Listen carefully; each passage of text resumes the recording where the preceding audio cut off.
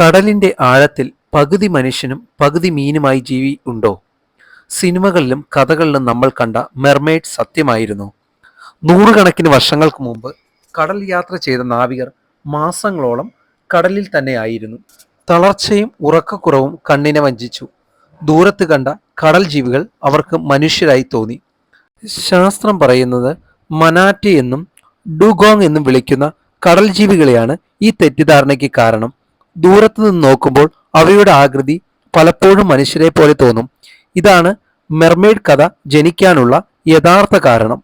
ഇന്നുവരെ മെർമെയ്ഡ് ഉണ്ടായിരുന്നുവെന്ന് ശാസ്ത്രീയമായ തെളിവില്ല. പക്ഷേ കടൽ തന്നെയാണ് ഈ ലോകത്തിലെ ഏറ്റവും വലിയ രഹസ്യവും അത്ഭുതവും. മെർമെയ്ഡ് കഥ കെട്ടുകഥയായിരിക്കാം. കടലിന്റെ സൗന്ദര്യം പൂർണ്ണ സത്യം തന്നെയാണ്. പിന്നീട് വന്ന പല കലാകാരന്മാരുടെയും ഭാവനയിലൂടെ ഉരുത്തിരിഞ്ഞ പല സാങ്കല്പിക സൃഷ്ടികളുമാണ് നമ്മളും നമ്മുടെ കുട്ടികളും ഇന്ന് വളരെയേറെ ആസ്വദിക്കുന്ന പല രൂപത്തിലുള്ള മെർമെയ്ഡുകൾ.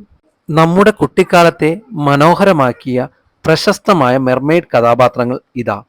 ഏരിയൽ, ഡിസ്നിയിലെ കടൽ രാജകുമാരി, മനുഷ്യലോകം കാണാൻ ആഗ്രഹിച്ച മെർമെയ്ഡ്.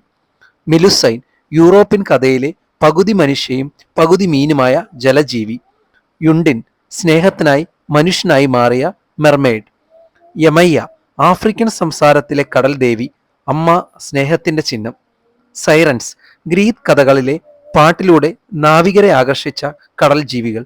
ഇങ്ങനെ ഒത്തിരി ഒത്തിരി സാങ്കല്പികമായ മെർമെയ്ഡ്സ് നമ്മുടെയും നമ്മുടെ കുട്ടികളുടെയും ഉള്ളിൽ ജീവിക്കുന്നു.